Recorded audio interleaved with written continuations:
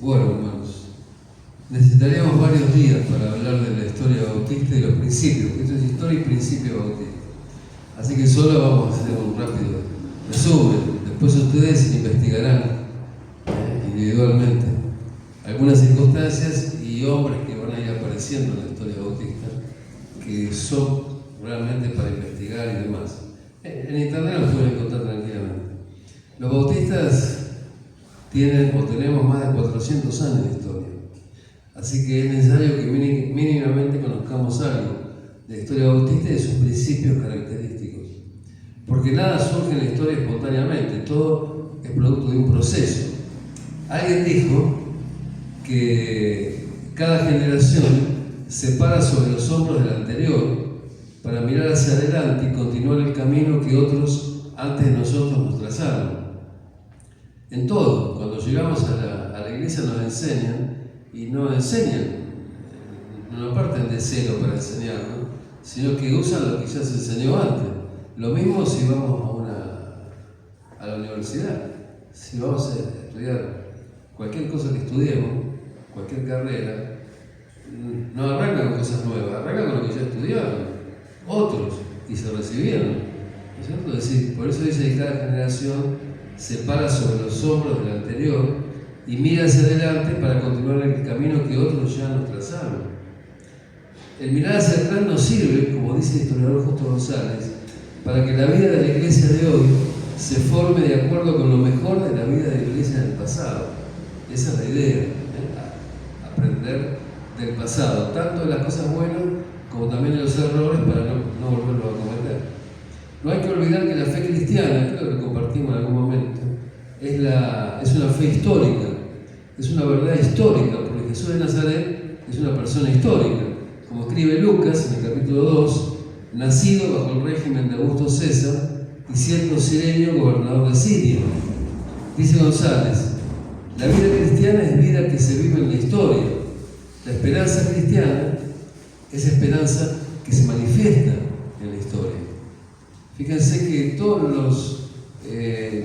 cristianismo es la única religión que se basa en hechos reales, concretos, que sucedieron.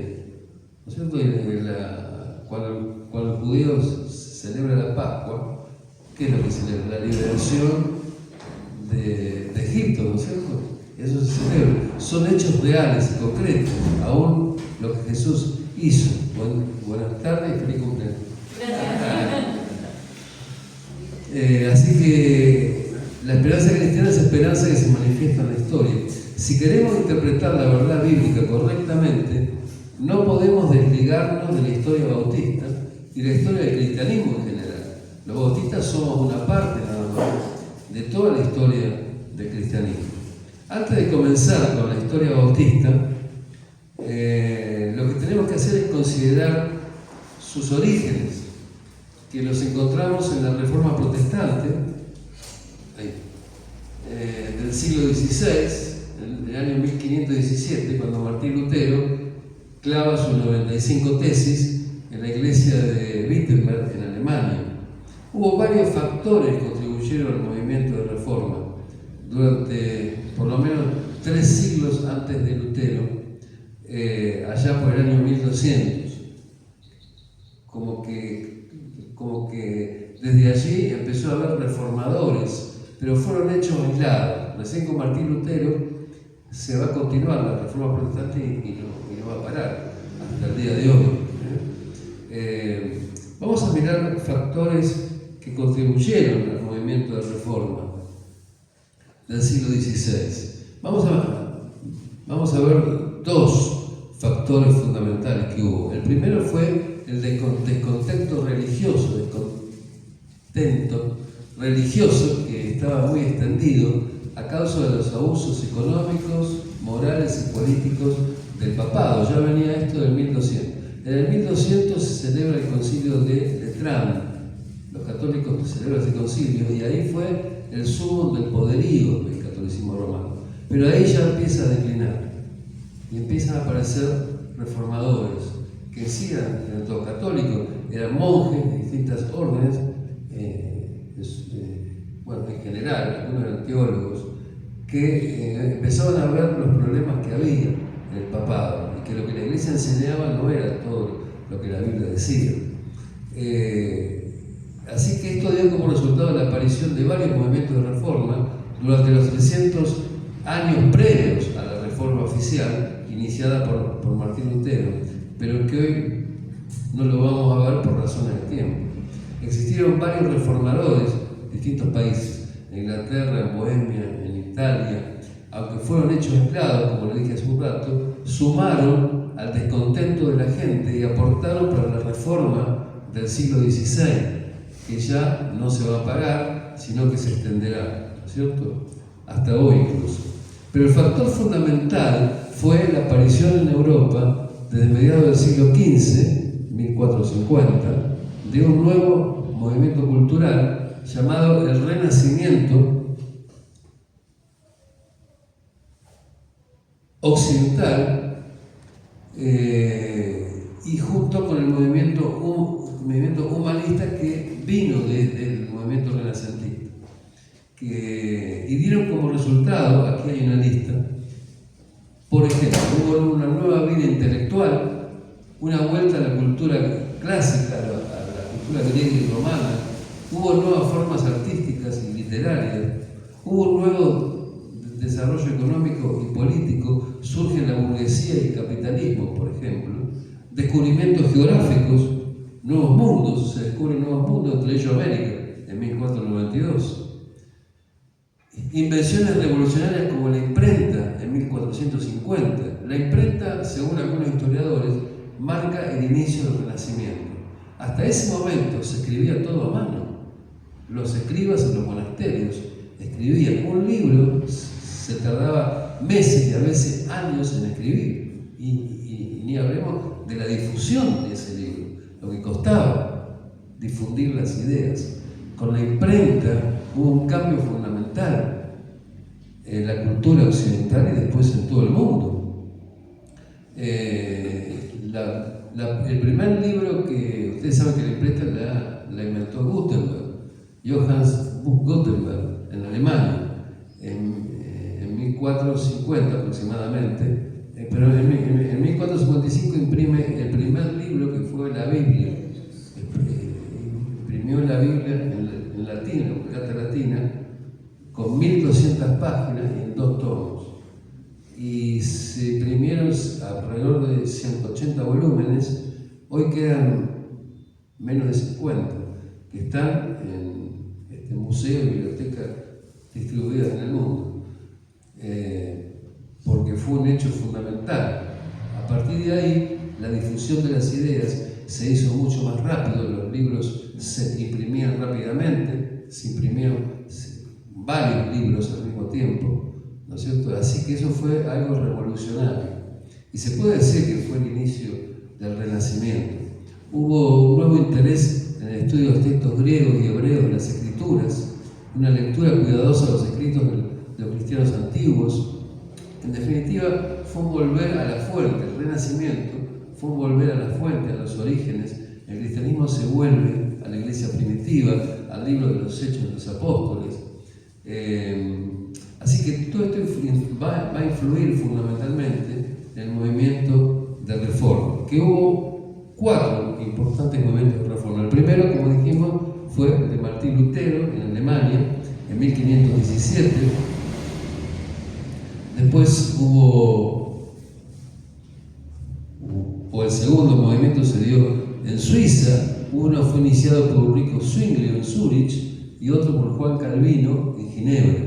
El tercer movimiento fue el de la Reforma Anglicana, que comenzó en Inglaterra. Anglicana viene de anglo, viene de inglés. La iglesia anglicana es la iglesia de Inglaterra, ¿no? Y esto se dio durante el reinado de Enrique VIII. Enrique VIII reinó desde el 1509 hasta el 1547. Fue casi la primera mitad del siglo XVI. Aquí habría mucho para hablar de cada uno de ellos, no tenemos tiempo de hacerlo, lo mencionamos nada más. Ustedes saben que la reforma anglicana, que fue llevada adelante por Enrique VIII estaba casado con Catalina de Aragón, la hija de los reyes católicos. de Isabel de Castilla y Fernando de Aragón, de España, que son los que envían a Colón, a América, ¿no es cierto? Bueno, Catalina de Aragón era hija de los reyes católicos, pero los matrimonios esos se hacían, claro, como políticos, ¿no? Ella se casa con el rey de Inglaterra. Ya estaba casada antes con su hermano Arturo, lo que pasa es que murió enseguida. Ella dice que no alcanzó a consumarse el matrimonio, entonces se casa con el hermano de Arturo, que es Enrique VIII. Y Enrique VIII, lo que los reyes buscaban en ese tiempo era un hijo varón, para que lo sucediera. Y no sucedió eso con Catalina. Lo que pasaba con las mujeres en ese tiempo es que tenían muchos abortos espontáneos, y además algunos hijos vivían muy poco, morían enseguida, unos pocos meses, unos pocos años. Y ella no le dio un hijo varón. Pero la que nace de Isabel, de Catalina, fue María, que después ya sí va a sobrevivir y va a ser en el futuro reina de Inglaterra. Pero Enrique lo que quería era un hijo varón y se enamora de Ana Bolena. Enrique VIII era muy católico, muy católico. Ellos dependían del Vaticano, pero al enamorarse de Ana Bolena, él quiere divorciarse de Catalina y casarse con Ana Bolena, y el Papa se lo pide. El Papa le dijo, no se puede.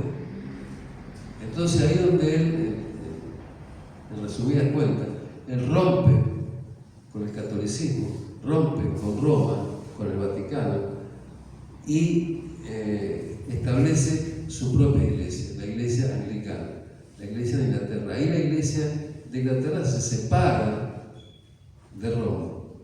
Siempre cuando uno estudia historia de Europa, por ejemplo, siempre la historia de Inglaterra se estudia aparte de la historia del continente europeo. Algunas veces Inglaterra influyó en el continente y otras veces el continente influyó en Inglaterra. Pero siempre se estudia aparte. Y sobre todo por esto que sucedió con Enrique VIII. Se separa Inglaterra del catolicismo romano y empiezan a funcionar, por eso empiezan a funcionar como protestantes, son llamados así.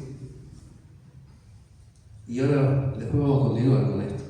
El cuarto movimiento de reforma, y el que más nos interesa para nuestra historia bautista, fue el de los anabautistas. Bueno, esta es la reforma anglicana, con Enrique VIII, y es el movimiento de los radicales o anabautistas. ¿Por qué se llaman radicales? Porque ellos fueron más a fondo con la reforma, fueron más a fondo con lo que enseñaba el libro de los Hechos de los Apóstoles. Ninguna de las tres primeras reformas que mencionamos, ni la de Lutero, de Calvino, ni la de Enrique VIII, ninguna vino a producir cambios significativos en la vida de los creyentes. Todos seguían siendo igual, nada más que en el caso de Inglaterra se separaron de Roma, pero todo era igual. La liturgia, ¿no? Se seguía con el bautismo de los bebés, que se había producido durante 1000 años. Toda la Edad Media, la Iglesia Católica comenzó a bautizar a los bebés y ya se incorporaban a la Iglesia. El cristianismo seguía siendo nominal y el movimiento de reforma que comenzó a producir los cambios necesarios y anhelados por muchos fue el de los anabautistas. Los anabautistas surgen en 1525, acuérdense, la reforma de Martín Lutero fue en 1517. En 1525 surgen los anabautistas con los hermanos bohemios, surgen en Suiza, en Zúrich. Ellos denunciaron el bautismo infantil que se venía practicando durante toda la Edad Media y practicaron solo el bautismo de creyentes para aquellos que se arrepentían y que creían, como hoy, lo que nosotros hacemos, pero en ese momento era algo loco. Ustedes piensen, 1000 años bautizando a los recién nacidos, ¿no es cierto? Y a este grupo se les ocurre, que en realidad se les ocurre lo que la Biblia decía, por ellos llaman radicales, por ellos, y se llaman, lo llamaban anabautistas, que significa rebautizadores, porque ellos volvían a bautizar a aquellos que los padres habían bautizado de bebés, como a nosotros, ¿no? A nosotros los padres, nuestros padres, la gran mayoría, nos bautizaron cuando nacimos, pero un día, yo, a mí me gusta cuando nací, pero yo conocí al Señor recién a los 29 años, y hasta que creí, escuché el Evangelio, yo creí, tomé la decisión de bautizarme. Entonces ahí fue que mi vida tuvo un cambio. No cuando me mojaron cuando era bebé, sino ahí recién hubo un cambio. Bueno, eso es lo que empezaron a hacer los anabautistas. Es decir, que los que bautizaban eran los que se convertían al cristianismo, mostrando un verdadero arrepentimiento. Pero miles de anabautistas murieron mártires. Miles han muerto en la hoguera, espada, ahogados, etc. por defender estos principios. Y daba la sensación que el movimiento anabautista iba a desaparecer, hasta que surgió un gran líder en Holanda, como fue Menno Simons. De él surgieron los menonitas. Y fueron ellos los que prepararon las bases para que la reforma sobreviviera y continuara avanzando. De los anabautistas y los menonitas es que van a surgir los bautistas, aunque van a surgir de protestantes ingleses. Por eso la reforma en Inglaterra es muy importante, junto con los anabautistas, como origen de los bautistas. Es por eso que tenemos que considerar el movimiento de reforma en Inglaterra.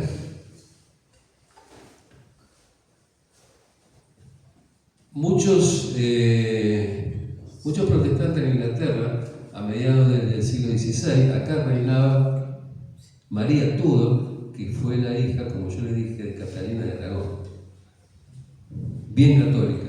Así que ella quiso volver al catolicismo. Y además, ella martirizó a miles de protestantes en Inglaterra, que no estaban de acuerdo con el catolicismo, que querían volver a la iglesia anglicana.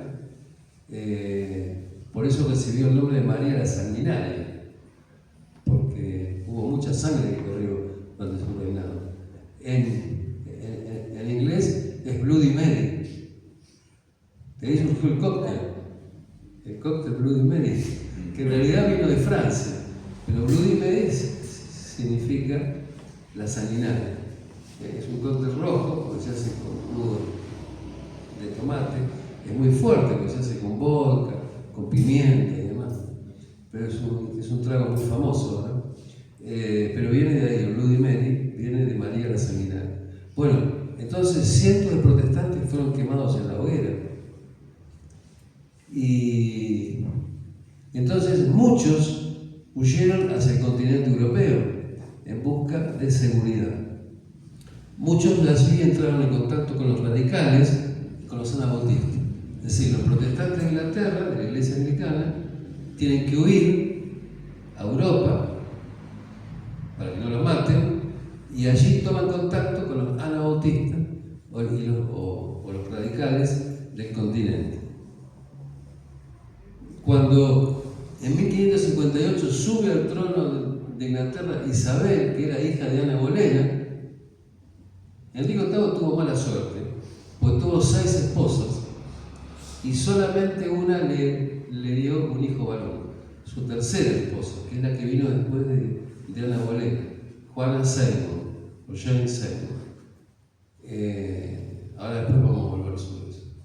Pero cuando sube Isabel al trono, y Isabel era protestante, entonces los protestantes que se habían ido a Europa vuelven a Inglaterra para empezar un protestantismo más radical que la reforma inglesa anglicana había producido. Para 1564 estos reformadores eran conocidos como puritanos, por su deseo de purificar la reforma inglesa.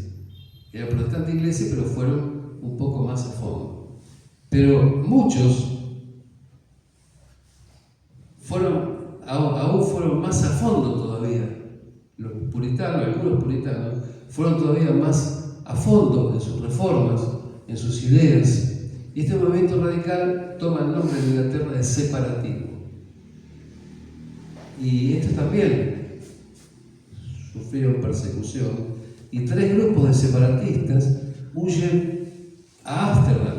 Ahí ven que tienen que cruzar el charco. Cruzan el charco, el mar del norte, y pasan de Inglaterra, de Londres, pasan a Ámsterdam.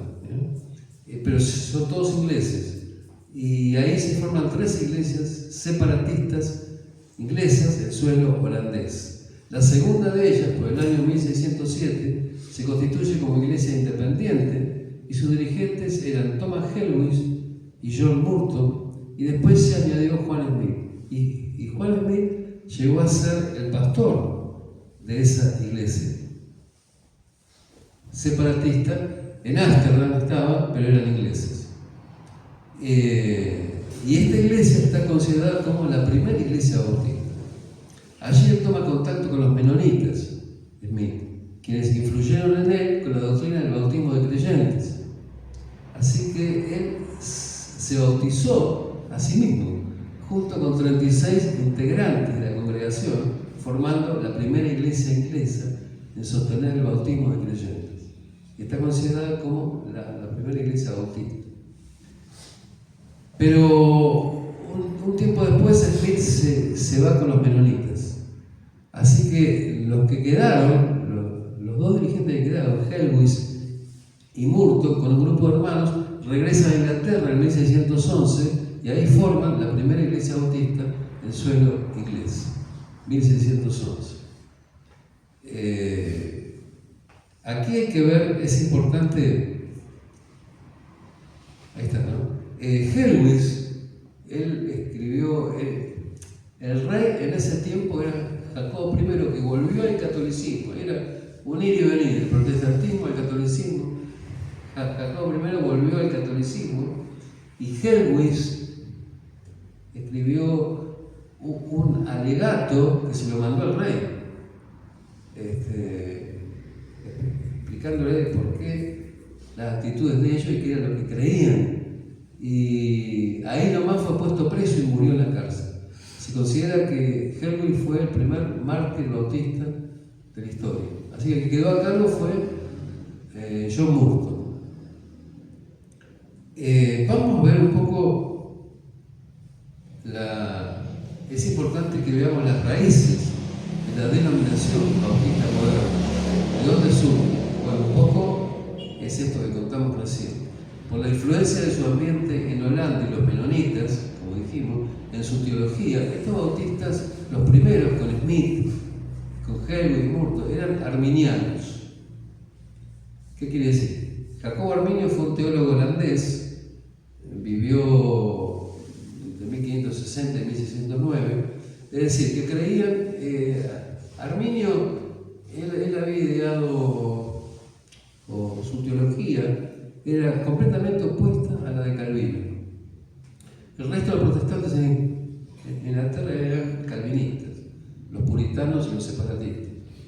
Pero Arminio creía en la salvación, que en la salvación hay una cooperación del hombre con la gracia divina por medio de la fe.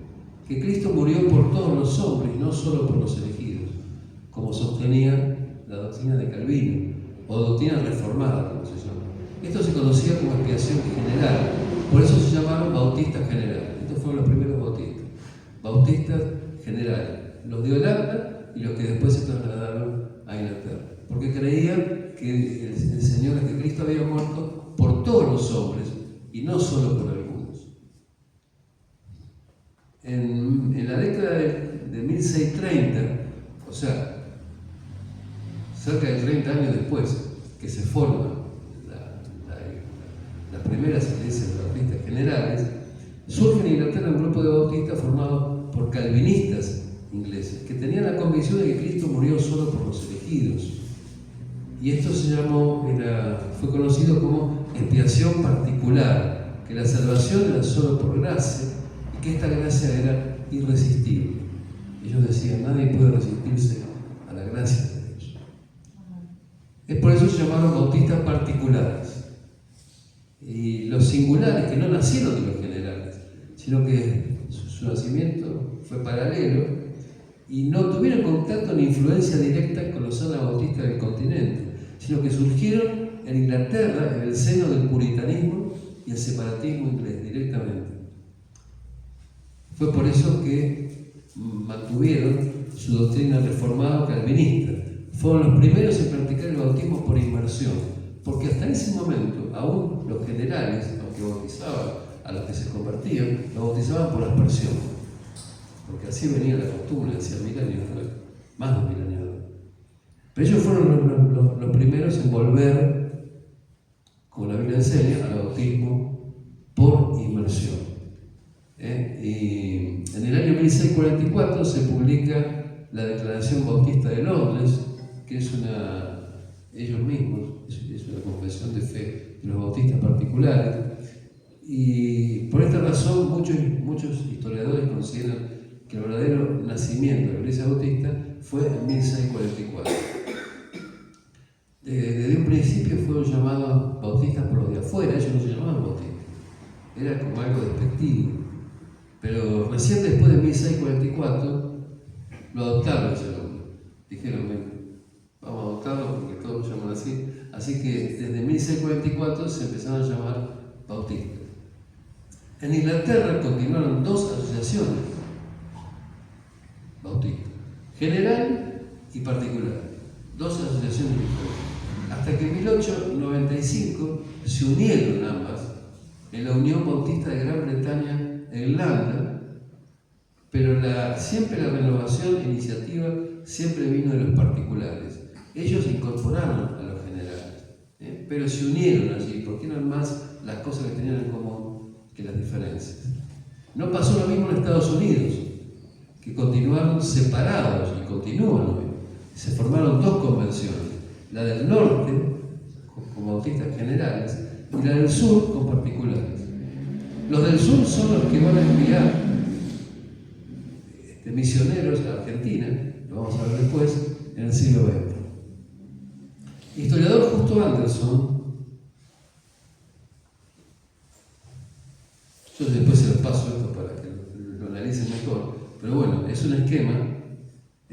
Justo Anderson, que escribió justamente la historia bautista, sostiene que la denominación bautista moderna se construyó, como vimos, sobre 2 bases. Una sobre el continente europeo y otra en Inglaterra. Sobre la base continental se sostiene a los anabautistas, nacidos en 1525. Luego, de forma no general, sino en parte, sobre la plataforma del continente europeo, están los bautistas generales, como dijimos, ¿no? Ahí está el continente europeo, está la Reforma Protestante, están los anabautistas que surgen, que es una de las reformas. Después de los anabautistas surgen los menonitas, y los menonitas influyeron en John Smith justamente en el surgimiento de los bautistas generales. Mientras que en Inglaterra, ahí se forma la Reforma Inglesa o anglicana, surge el puritanismo, después surge el separatismo, que influye tanto en los generales, pero fíjense que los particulares surgen directamente del puritanismo y separatismo inglés, sin que tengan ninguna influencia de los generales. Surgieron solitos ahí en Inglaterra, ¿no? Así que ahí están los dos orígenes o plataformas de donde surgen los bautistas, tanto los generales como los particulares. En Europa después se unieron, en Inglaterra se unieron, pero en Estados Unidos siguen 2 convenciones diferentes. La del norte, como los generales, Aquí vamos a plantar un poco la historia y vamos a hablar de los primeros principios bautistas. Los bautistas en Inglaterra del siglo XVII, que fue donde surgieron, en 1600, se reunían en congregaciones basadas en principios bíblicos. Las iglesias bautistas son bautistas no solo por creer en ciertas doctrinas, sino porque han puesto en práctica los principios que surgen de esa doctrina. Y aquí hay algo importante. Acá tenemos que diferenciar qué es una doctrina y qué es un principio. Una doctrina es lo que uno cree a la luz de la Biblia. Un principio es lo que uno hace a la luz de la doctrina. Está relacionado con la puesta en práctica de la doctrina de la enseñanza. Las personas se comprometen por una doctrina, pero están dispuestas a dar su vida por un principio. Esta es la gran diferencia. Y se pueden considerar 7 principios bautistas esenciales. Antes de continuar con la historia, vamos a ver 3 de ellos. El primero es el principio cristológico, el señorío de Cristo, que está considerado como el principio madre, del cual surgen los otros 6 principios. Son 7 principios fundamentales, que en realidad son principios bíblicos. Los bautistas no descubrieron nada, sino que está extraído de la palabra de Dios. Fue justamente Juan Smith que en 1610 es el que proclamó: solo Cristo es Rey y Juez de la Iglesia y de la conciencia. Esta declaración que hoy nos parece obvia a nosotros, hace 4 siglos resultaba muy fuerte y rayando en la herejía. Por eso muchos, miles, murieron mártires por sostener estas ideas, ya que durante los 1000 años de la Edad Media, el papado y la Iglesia romana se habían elegido, levantado como rey y juez de la Iglesia y la conciencia de sus fieles. La Iglesia era la que enseñaba, porque no estaba la Biblia, no estaba todavía traducida a distintos idiomas, estaba la Biblia en latín nada más, que la gente ya no hablaba. Así que lo que la Iglesia hacía, lo que la gente hacía era escuchar y obedecer lo que la Iglesia católica le decía, que la Biblia decía. Ustedes piensan que esto fue durante 1000 años, así que este cambio, estas ideas fueron nuevas. Y ahora uno de los grandes logros de la Reforma fue la traducción de la Biblia a los idiomas que la gente hablaba. Cuando la gente empieza a leer lo que la Biblia decía y comparar con lo que la Iglesia oficial enseñaba, ahí se empiezan a dar cuenta de las grandes diferencias. Jesucristo el Señor ha sido siempre el principio guía de la fe bautista. Romanos 14:9, por el Cristo para esto murió, dice Pablo, resucitó y volvió a vivir para ser Señor. Hacer de Cristo nuestro Señor es el primer desafío que tenemos como bautistas. El segundo principio es el principio bíblico, la autoridad del Nuevo Testamento. Fue también Juan Smith, el primer pastor bautista, el que llegó a la convicción de que las Escrituras debían ser la única regla o guía de fe y de práctica. En realidad, el principio que estamos tratando es la autoridad de toda la Biblia, pero en particular, los bautistas hablamos de la autoridad del Nuevo Testamento, evitando así los errores de otras denominaciones que han mantenido ciertas reglas y requisitos del Antiguo Testamento en sus eclesiologías, sin tener en cuenta la revelación dada en el Nuevo Testamento. Creemos que el Antiguo Testamento debe ser interpretado a la luz del Nuevo Testamento. De ahí que han surgido tantas sectas, ¿no es cierto?, que toman en cuenta nada más que el Antiguo Testamento sin pasar por el filtro del Nuevo Testamento, para no caer en errores doctrinales graves. Muchos han caído en graves errores doctrinales. Como dijo Agustín de Hipona en el siglo V, el Antiguo Testamento se encuentra revelado en el Nuevo Testamento y el Nuevo Testamento se encuentra escondido en el Nuevo Testamento. El Nuevo Testamento y el Antiguo, la luz del Nuevo, interpretado bajo la dirección del Espíritu Santo, debe ser, como buenos bautistas, nuestra única regla de fe y de conducta. No solo lo que la Biblia dice, sino con la guía del Espíritu Santo. Porque aunque uno sepa lo que la Biblia dice, si no tiene la guía del Espíritu Santo no va a poder interpretar lo que la Biblia está diciendo en realidad. Por eso necesitamos el Espíritu Santo, porque es el que inspiró la palabra de Dios. Fue inspirada, toda la palabra fue inspirada por el Espíritu Santo, y solamente el Espíritu Santo la puede interpretar. Así que ahora viene el tercer principio, que es una membresía regenerada. La interpretación bautista de la doctrina de la Iglesia, juntamente con el movimiento anabautista del siglo XVI, dio a luz el sector denominado Iglesia Libre del Cristianismo. Esto también hoy para nosotros es obvio. Nuestras iglesias son autónomas, son independientes, son iglesias libres. Ustedes no dependen de nadie, aunque no está ordenado, la iglesia no importa, pero funcionan libres, ¿no es cierto?, sin depender de nadie, autónomos. Ustedes piensen que hasta ese momento, hasta que surge esta reforma, la iglesia estuvo unida al Estado. Entonces, hablar en ese tiempo, hablar de iglesias libres, era ser un hereje, y a ese lo mandaba a la hoguera. Por eso, vuelvo a decir, miles murieron mártires por defender estas ideas. Significaba que solo bautizaban a personas que confesaban su fe en Jesucristo como su único y suficiente Salvador. El punto de partida de la eclesiología bautista es una membresía regenerada en la iglesia local. Significa miembros que se han convertido, que han nacido de nuevo, es decir, regenerados, que han cambiado su mentalidad al creer en Cristo Jesús. Su rechazo al bautismo infantil y su práctica del bautismo de creyentes. La participación en la cena del Señor, solo a bautizados y en comunión con la iglesia local. Por eso se llamaron bautistas, por creer y practicar el bautismo de creyentes.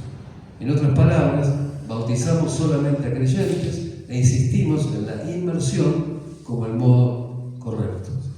Bueno, aquí vimos tres de los principios y después vamos a seguir. Si seguimos con la historia, vamos a hablar ahora de los bautistas en América, porque a causa de la intolerancia religiosa y las persecuciones en Europa, acuérdense que surgió la Inquisición. La Inquisición surge con los reyes católicos en España, pero se extendió a todo el continente y después vino acá a América con los colonizadores. La Inquisición ahí era la que perseguía a los herejes, sobre todo los protestantes. Los perseguían y los mataban. Supuestamente los juzgaban antes. Lo que buscaban era que el protestante rechazara su fe y que aceptara el cristianismo, el catolicismo, ¿no? Así que a causa de la persecución en Europa, entre el 1600 y 1650, hombres y mujeres que pertenecían a diferentes corrientes dentro del cristianismo, anglicanos, congregacionalistas, calvinistas, luteranos, católicos, bautistas, hubo un grupo de católicos también, todos huyeron a América, al Nuevo Mundo. Y ahí ven dónde se establecieron, lo que es conocido hoy como Nueva Inglaterra. Y ahí hay 13 colonias que se establecieron allí. Fíjense que en Maryland, por ejemplo, se establecieron los católicos, porque Maryland significa ciudad de María. Más allá de la Suprema María, exquisita, que viene bueno, así uno puede hablar de cada una de las. Bueno, en Pensilvania, ese viene del nombre de Penn, porque Penn era un cuáquero. Y bueno, ese que aparece en todo. ¿Está todavía acá? La vela cuáquero, sí. Sí. La vela cuáquero. No sé si se ve. Sí, sí. La caja de cuáquero, hay un cuáquero. Ese cuáquero es Guillermo Penn, justamente, el líder de la cuáquero. Por eso recibió el nombre esa colonia de Pensilvania, porque ellos se establecieron allí. Y ahora vamos a hablar de otro. Porque uno de los bautistas más importantes en llegar al suelo americano, en 1631, fue Rogelio Williams, Roger Williams. Williams es significativo por sus avanzados conceptos de libertad religiosa, separación de la Iglesia y el Estado y democracia. Esas son las ideas que él maneja acá y que las trae de su iglesia en Inglaterra, donde estaban Helwys y Moore, era miembro allí. Ideas que se condenaban en esa época casi universalmente, tanto en Europa como en América, porque había intolerancia religiosa. No había todavía denominaciones. Cuando hablamos de los congregacionalistas, los calvinistas, los luteranos, eran grupos, pero no eran denominaciones. Las denominaciones surgen después, mucho después, en América, en el siglo XVIII, siglo XIX, hablando de los evangélicos. Ahí empiezan las denominaciones, pero aquí eran grupos diferentes que no se toleraban unos a otros. Y estos grupos, eso fue en Europa. Cuando llegan a América, todos estos grupos empiezan a darse cuenta de la necesidad que tenían de unirse, porque estaban formando algo nuevo, que después iba a ser los Estados Unidos de América. Así que dijeron, igual llevó un tiempo, porque sigue todavía un poco la intolerancia acá en América, pero ellos se dieron cuenta que si no se unían, era imposible formar una nueva nación. De estas locas ideas del siglo XVII, vamos a ver otros 3 principios bautistas que se desprenden de aquí, sobre todo de Rogelio Williams. El principio sociológico, que es un gobierno democrático, era la idea de Williams. Y Williams llegó primero a la colonia de Massachusetts y de ahí, por sus ideas, lo expulsaron. Y entonces él funda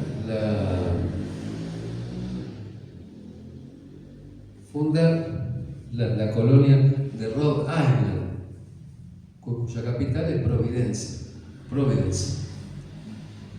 Todo esto están hoy, ¿no? Son parte de los Estados Unidos. Y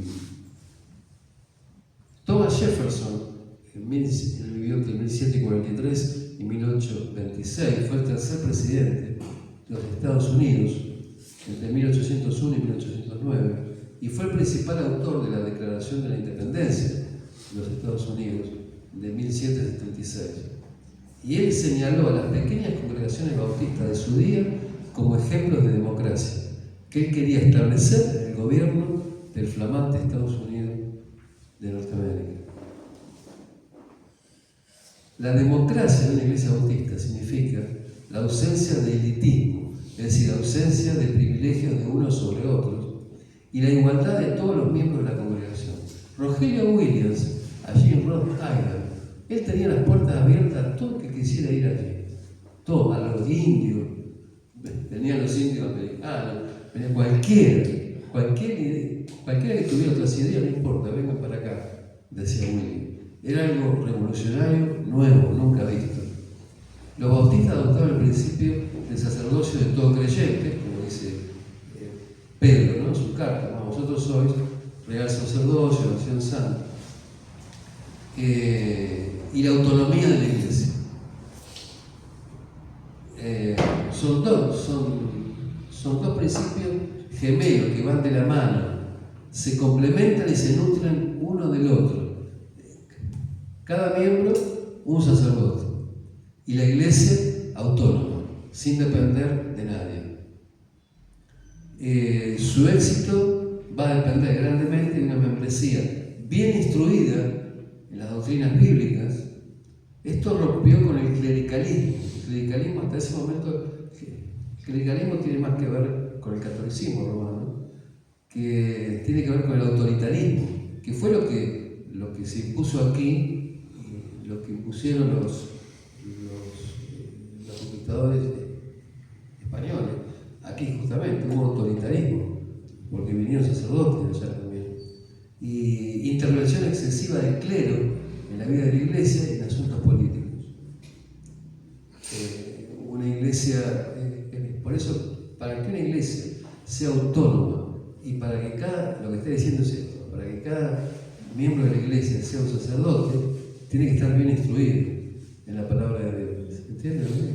Así que está muy bien esto que el pastor ha decidido de enseñar a la iglesia. Tienen que estar, si cada uno va a ser un sacerdote de Dios, tiene que estar instruido en las doctrinas bíblicas, en la enseñanza.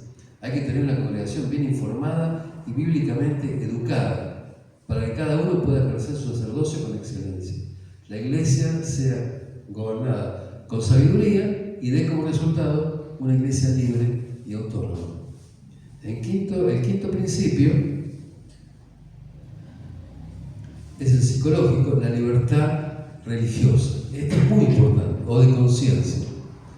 La mayor contribución de los bautistas al cristianismo y al mundo ha sido su concepto de libertad religiosa de conciencia.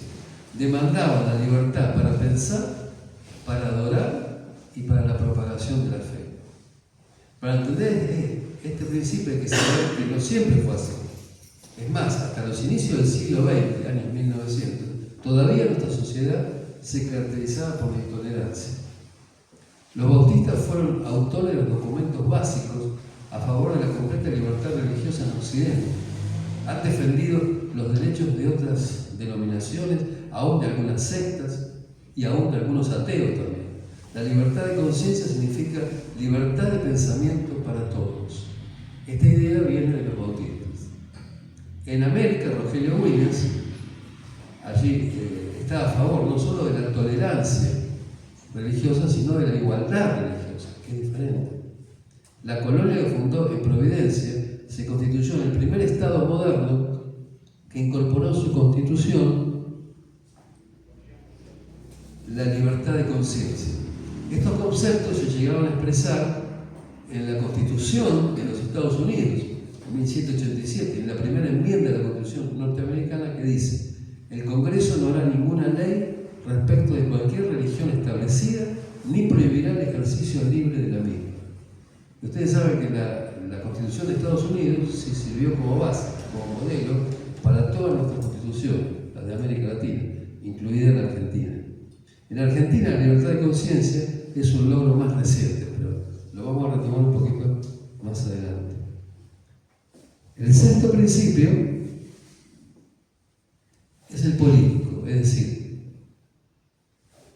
la separación de iglesia y Estado.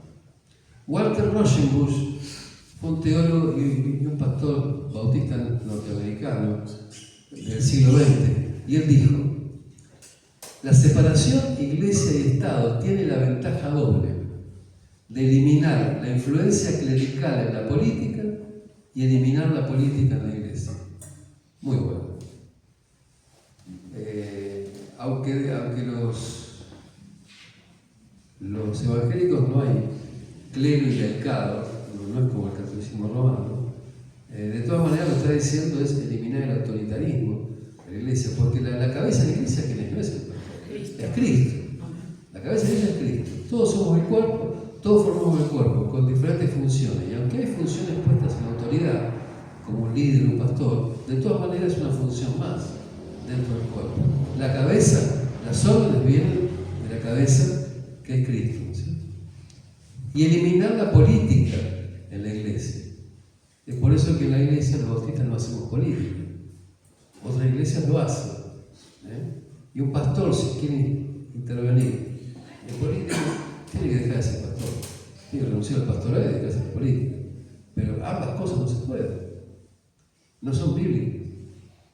Fíjense si encuentran a Pablo, algunos de los personajes bíblicos, dedicándose al Señor y haciendo política al mismo tiempo. El que quiera hacer política la puede hacer fuera de la iglesia, sin que intervenga en la iglesia. Cada uno puede, si uno quiere intervenir, puede hacerlo, tiene la libertad de hacerlo, pero no en nombre de la iglesia, sino en su propio nombre. La iglesia es una comunidad voluntaria y no una sociedad dentro de la cual nacemos. Eso se llama la cristiandad. Cuando uno habla de la cristiandad, habla de todos los cristianos de nombre. Nosotros estamos inmersos dentro de una cristiandad. Somos un país que es cristiano, entre comillas, ¿no es cierto?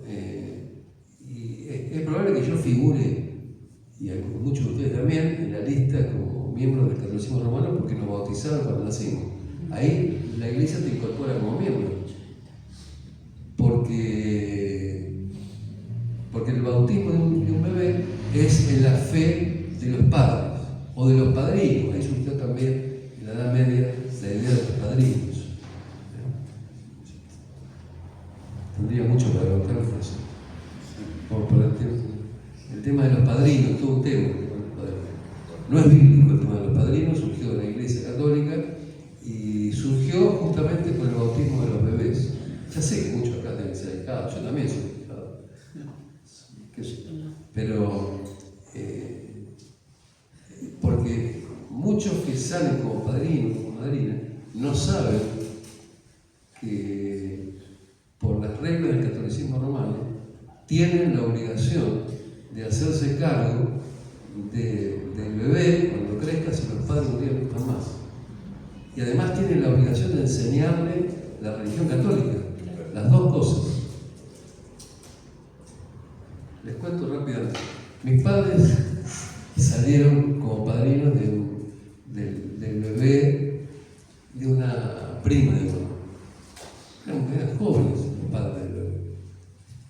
Salieron un día, en un proceso de años, el bebé se quedó, el bebé que ya era un adolescente, no era mayor de edad todavía, se quedó huérfano. Murieron los padres y murieron los dos abuelos. Se quedó sin nada. Mi papá y mamá ya eran grandes, mamá con sus problemas que tenía no solamente físicos sino mentales, y ellos lo ayudaban a su hijado, siempre. Él venía a casa de ellos y todo. Pero un día él la llama a mi mamá y le dice: madrina, ¿puedo ir a vivir con ustedes? Y mi mamá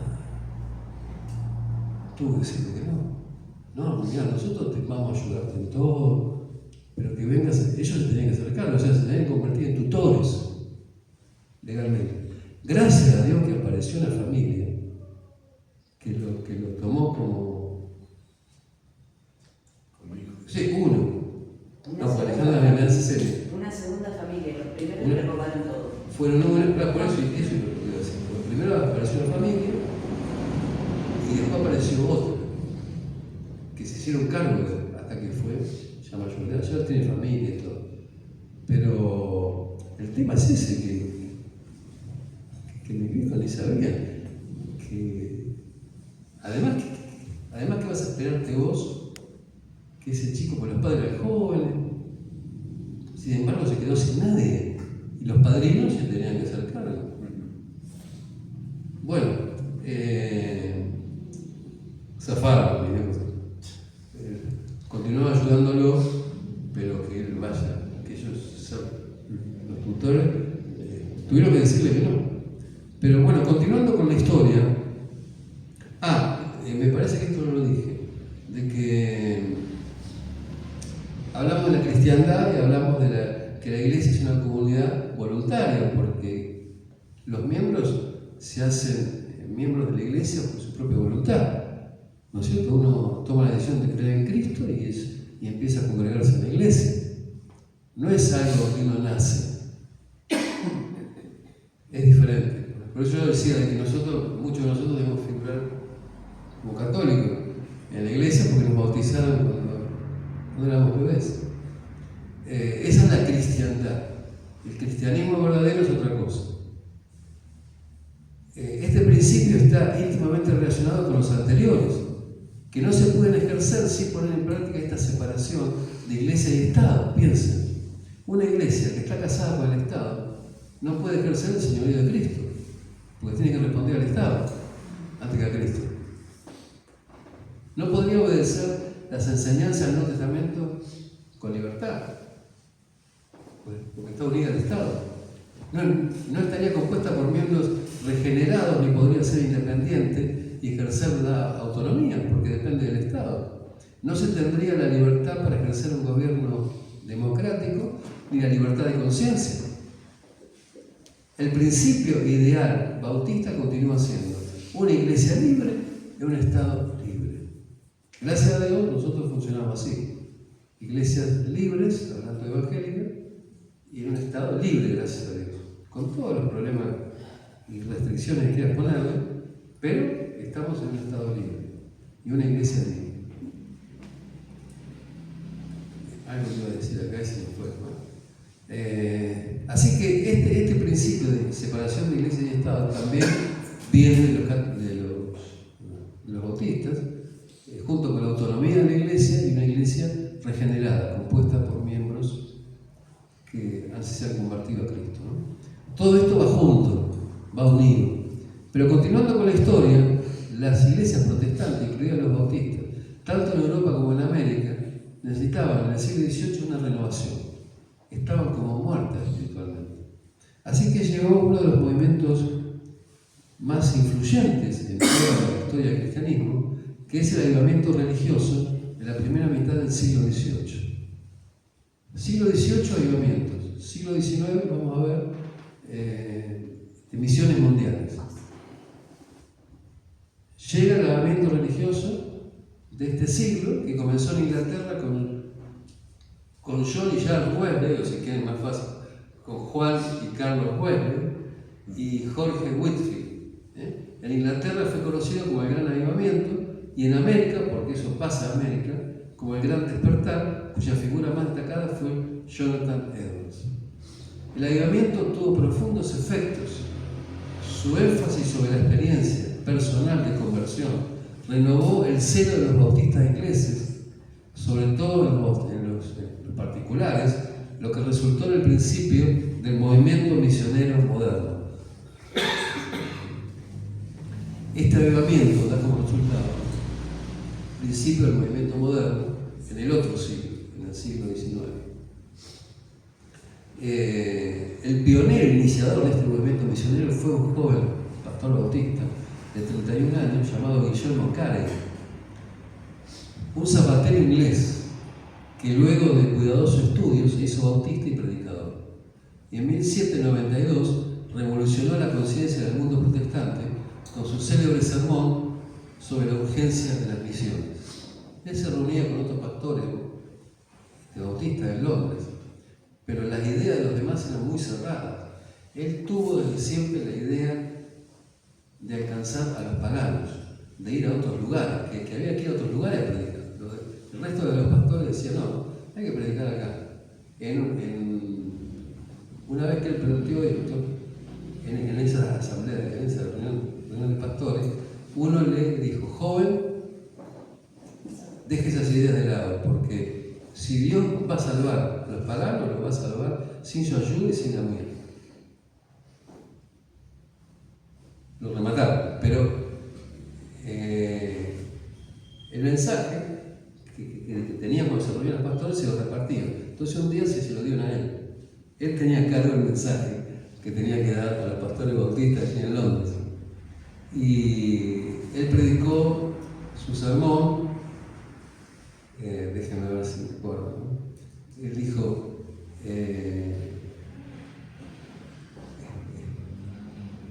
emprender grandes cosas para Dios. Esa es la segunda parte, pero bueno, tuvo una primera parte. Esperar grandes cosas de Dios y emprender grandes cosas para Dios. Ese fue el título del mensaje. Y él habló de las misiones y demás. Bueno, y ahí el resto de los pastores comenzó a tomar conciencia. Por eso dice que lo revolucionó a esa asamblea, el sermón de él sobre la urgencia de las misiones. Él, mientras arreglaba su zapato, en el taller tenía un planiferio de todo el mundo, del mundo que se conocía en ese momento, ¿no? Y todo unido, los papelitos unidos, para armar el planiferio grande. Lo pegaba, no sé con qué, pero ahí estaba el planiferio, y él oraba por eso, y fundamentalmente su mirada estaba en la India. Él quería ir a la India. Y finalmente se forma una sociedad misionera ahí en Londres.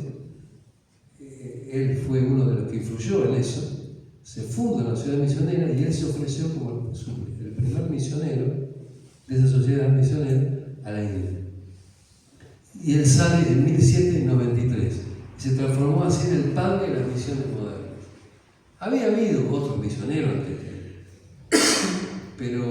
y él aprendió de eso.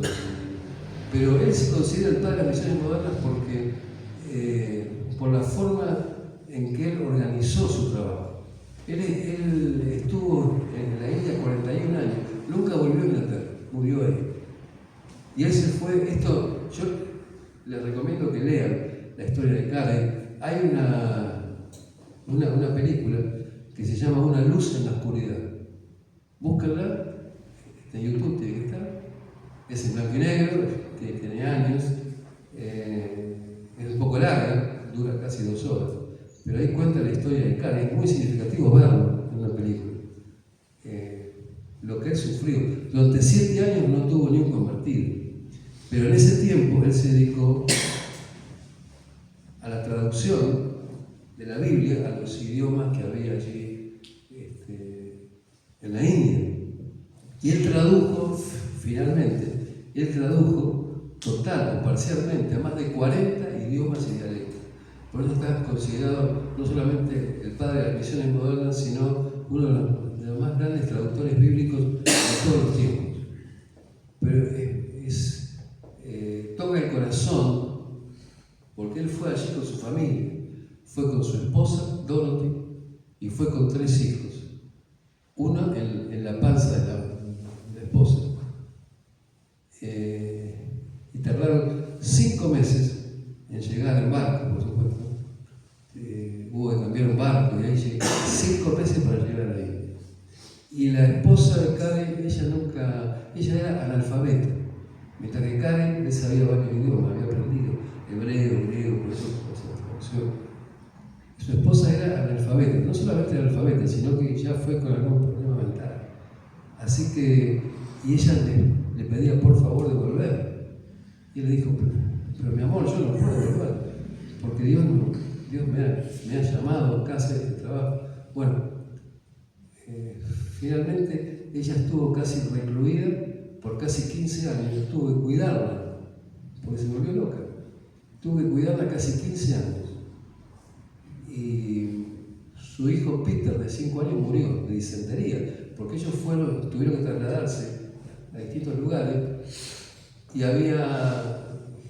cuando llegaron tuvieron que vivir en un lugar donde había un pantano lleno de malaria. Así que ahí muere su hijo de 5 años, ahí fue el clic de la esposa, y ahí se enloqueció totalmente. Después él vuelve a casarse, toda una historia, pero porque después de la sociedad misionera le empiezan a enviar misioneros, después de 7 años, y llega alguien que imprentó, llega con imprenta, y así que ahí empiezan a distribuir. Había traducido. Bueno, es impresionante la historia de Carey. Él fundó escuelas, fundó una universidad, colegios, etc. Y hay otras cosas más.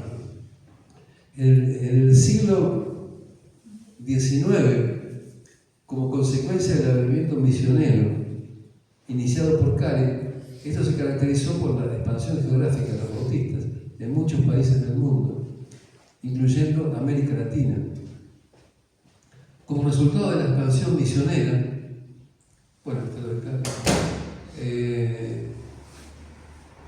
surgen otras entidades cristianas, las sociedades bíblicas, que se fundaron en Londres en 1804, para traducir, revisar, imprimir y distribuir Biblias. Esto surgió en Londres. Aquí viene el 7º principio evangélico, que es el evangelismo de persona a persona y las misiones mundiales. Aquí podemos mencionar este principio, podemos recordar la comisión de Jesús, Mateo 28:19. Por tanto, id y ser discípulos a todas las naciones. Está claro que nuestro campo de evangelización es el mundo entero. Will Robinson, director del Colegio Bautista en la Universidad de Oxford, en el siglo XX, dijo esto: el latido del corazón de los bautistas se siente en la reunión misionera. Y ya me falta toda la historia en Argentina. Y 20. Bueno, a ver hasta dónde llegamos y después, otra vez me voy a estar en el cuarto. Fueron precisamente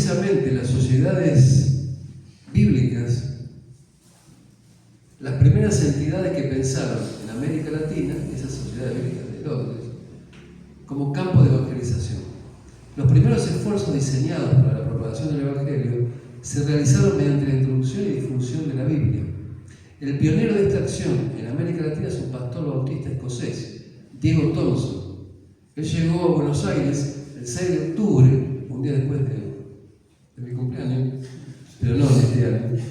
Él llegó en 1818, 2 años después de la declaración de la independencia, que fue en 1816. Y permaneció por 3 años, cuando partió para Chile. Thompson fue invitado por el Cabildo de Buenos Aires para organizar escuelas. El Cabildo lo nombró director general de escuelas y durante 1820 fundó varias escuelas, en las que usó trozos del Antiguo y Nuevo Testamento como textos de lectura. Estos fueron los primeros textos de enseñanza que se publicaron en el país. Fíjense, textos del Antiguo y del Nuevo Testamento. Recibió apoyo del presidente Bernardino Rivadavia y de su ministro Martín Rodríguez. Él fue amigo de San Martín, de todos los próceres de ese momento. El 19 de noviembre de 1820, Thompson presidió el primer culto evangélico celebrado en la ciudad de Buenos Aires en inglés. En una de sus cartas a sus amigos de Inglaterra les escribió esto, porque él era un colportor, él vino a vender Biblias, pero vino a enseñar también. El único objeto que tengo en América del Sur es promover el reino de nuestro Señor Jesucristo. Las dos cosas de las cuales he dado mi atención en este viaje son la educación de la juventud y la circulación de las Sagradas Escrituras. Digo Thompson. Bueno, desde 1865 llegan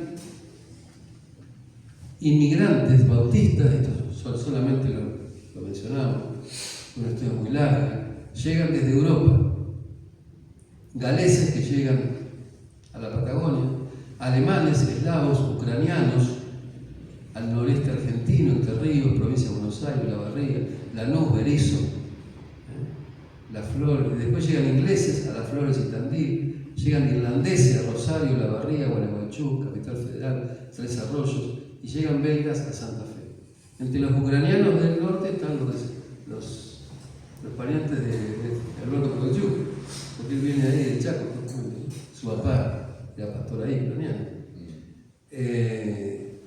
Sin embargo, pero todos estos que mencionamos recién fueron hechos aislados. El trabajo bautista organizado en castellano comenzó en 1884, 66 años después de la llegada de Diego Thompson. El presidente era Julio Argentino Roca en ese momento. Su iniciador fue Pablo Enrique Besson, un pastor suizo que llegó en 1881, tenía 33 años, para asistir espiritualmente a los colonos belgas de la ciudad de Esperanza en Santa Fe. Los belgas de Esperanza mandaron una carta a Besson en Europa para pedirles que venga un pastor. Y él había ya elegido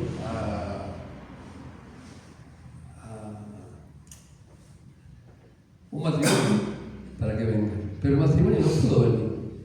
Y no encontró a otro, así que vino él. Vino él como pastor de los belgas en Santa Fe. Besson inició los cultos en castellano en 1884, en Buenos Aires y en el interior del país.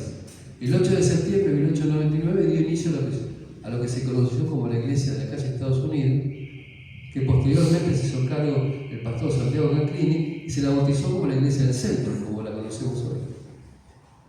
Y don Pablo Besson comenzó a visitar la ciudad de La Plata, recién fundada en 1882. Fue fundada en 1882. Y en la casa de la familia Vergés se inició lo que llegaría a ser la primera iglesia bautista de La Plata, cuyo templo se ubicaría y está ubicado en 58, 10 y 11. Con el tiempo, la hija de la familia Vergés se habría de casar con Juan Bareto, quien llegó a ser el más destacado de los predicadores argentinos. Y por más de 30 años, Juan Bareto ocupó el pastorado de la primera iglesia bautista de La Plata. Cuando mencionamos el principio sobre la libertad religiosa y de conciencia, dijimos que en Argentina esta libertad era un logro muy reciente. Esta fue la gran contribución de Besson. Fue un apasionado defensor de las libertades públicas que consagraba la Constitución Nacional y que las costumbres y tradiciones religiosas de la época negaban. Mientras él vino en barco, Él se leyó toda la Constitución argentina, sin saber castellano, no sé cómo hizo, aprendió ahí. Se leyó toda la Constitución argentina. Cuando él llegó acá y empezó a ejercer, se dio cuenta que muchas de las cosas que decía la Constitución no se aplicaban acá, hoy también, ¿no? Él luchó por la libertad de conciencia, el registro civil, que no estaba, y la municipalización de los cementerios, porque los que se casaban los anotaban los curas, y los curas estaban a cargo de los cementerios.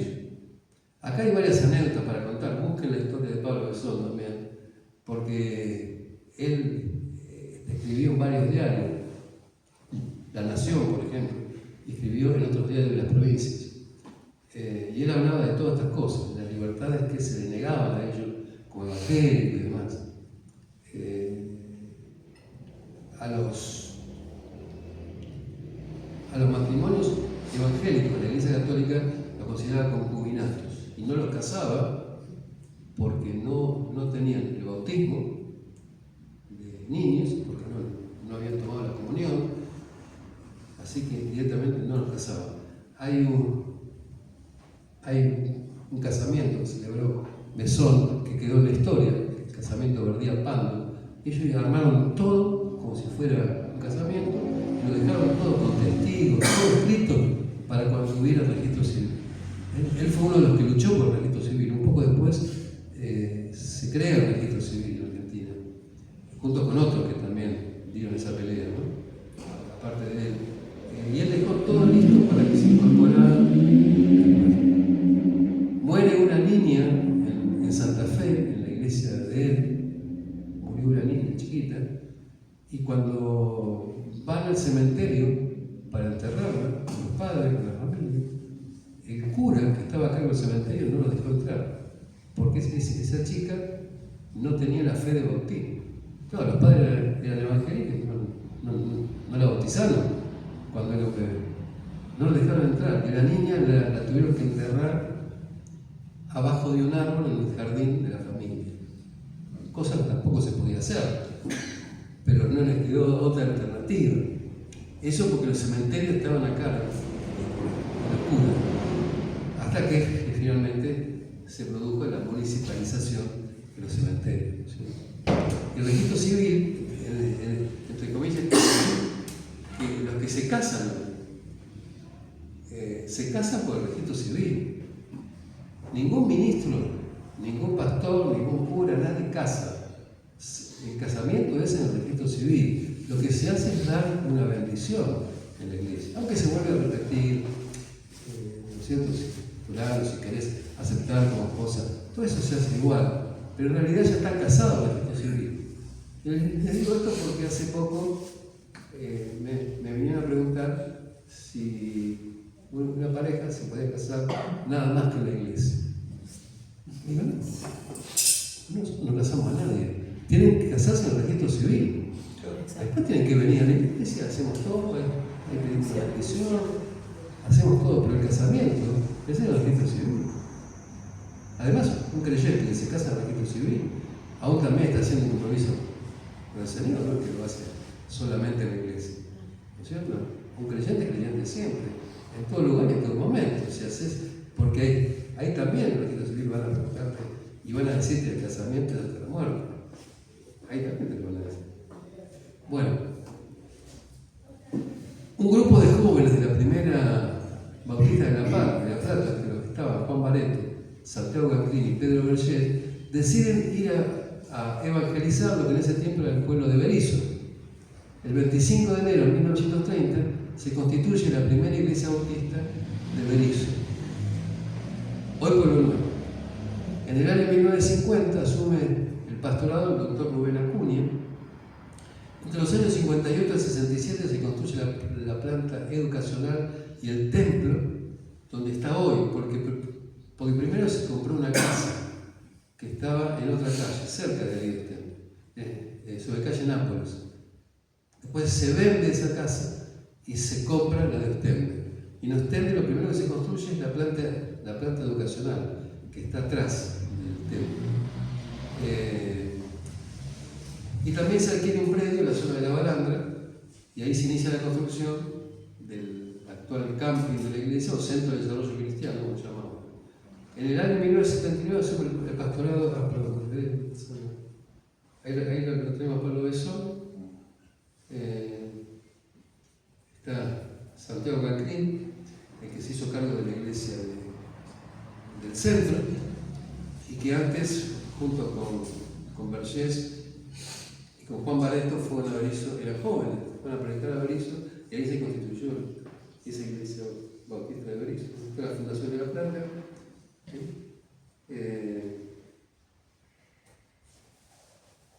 En 1979 asume el pastorado de la iglesia el actual pastor Alberto Produchó, iniciando una nueva etapa de desarrollo y expansión con la apertura de distintas obras en diferentes lugares y cambiándose el nombre de la iglesia a Bautista Pueblo Nuevo.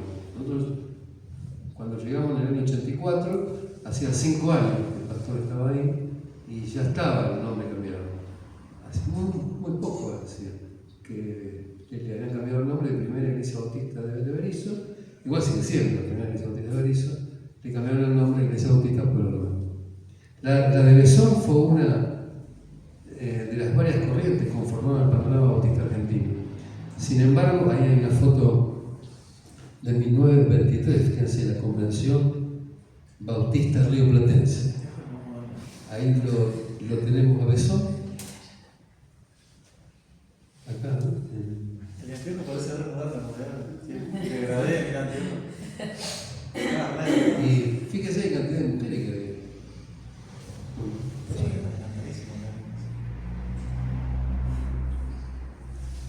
La segunda de las corrientes, porque esa corriente vino de Europa, la segunda de las corrientes va a venir de la Convención Bautista del Sur de los Estados Unidos. Y el que viene es Sidney McFarland Sobel. Sidney Sobel, Pablito. 22 años después de la llegada de Pablo Besón. Las iglesias estaban media como mortadela, espiritualmente hablando, hasta que llegaron los bautistas del sur de Estados Unidos. Entonces arrancó una era de mayor avance, fundamentalmente porque ellos vienen con la visión de preparar líderes y pastores locales. Y eso fue el inicio del Seminario Teológico Bautista de 1912. Fue un trabajo también de Sobel y de otros pastores. Fundamentalmente, les leo lo que escribe el pastor Deiros, Pablo Deiros. El desarrollo de un liderazgo nacional acompañó desde sus inicios el progreso y la organización de la obra. Esto confirmó la verdad tantas veces probada a lo largo de la historia del cristianismo, de que no puede haber un crecimiento orgánico de la obra del Señor sin un liderazgo adecuadamente preparado. Ellos vinieron con esa idea, y ahí empezaron a surgir los pastores de la obra bautista. Fruto de la Convención Bautista del Sur se plantan las iglesias de Constitución, de Rosario y de Once. El 1 de enero de 1909, en Rosario, con 5 iglesias afiliadas, se crea la Convención Evangélica Bautista Argentina. Poco tiempo después, se toma la decisión de ayudar a sostener la obra en un país extranjero, y se comienza por Chile. En 1911 se reforma el estatuto de la Convención y se agrega una frase, o a la frase que decía: realizar con buen éxito la propagación del Evangelio, se agrega un párrafo desafiante en su territorio y en el extranjero. Fue así como la Convención Bautista Argentina plantó iglesias tanto en Chile como en Perú, como en Uruguay, como en Paraguay. Así se inició la obra en Chile, Paraguay, en Uruguay y también en Perú. Las iglesias bautistas argentinas abrieron obras misioneras en todas las provincias argentinas. Se comenzó a editar el expositor bautista, ahí forma la convención. El expositor bautista, que fue el órgano oficial, los bautistas argentinos. En 1950 se empieza a dar un gran impulso a la educación cristiana. Iglesias agregan escuelas en sus templos y se entrenan maestros, se facilitan los materiales, recursos para la construcción justamente de los edificios educacionales. En 1935 se creó la Confederación Evangélica Bautista, que es la expresión jurídica de las iglesias, así como tenemos Pueblo Nuevo, la Asociación Filantrópica Bautista Pueblo Nuevo, que está a cargo de los templos, aún también se forma en el 35 la Confederación Evangélica Bautista, que es el ente oficial de la convención, y se empiezan a poner a nombre de la Confederación todos los templos. El templo de Ostende y el Campi, por ejemplo, están a nombre de la Confederación Evangélica Bautista, porque no estaba todavía nuestra asociación filantrópica, que se crea enseguida cuando nos llegamos, hace 40 años, se creó ahí. Entonces todas las congregaciones del Pueblo Nuevo después se pusieron a nombre de la Asociación Filantrópica Bautista Pueblo Nuevo. Hoy la convención y la confederación se han unido en una sola, se llama la Confederación Evangélica Bautista Argentina. Los 7 principios que compartimos, ya termino, definen la fe bautista. Lo repito: el señorío de Cristo, la autoridad del Nuevo Testamento, una membresía regenerada, un gobierno democrático, libertad religiosa de conciencia, separación de iglesia de Estado, evangelismo y misión. Por eso es necesario reeditar estos principios en nuestras iglesias, porque son principios bíblicos, renovarlos y ponerlos por obra en la vida diaria. Como lo expresaron los pioneros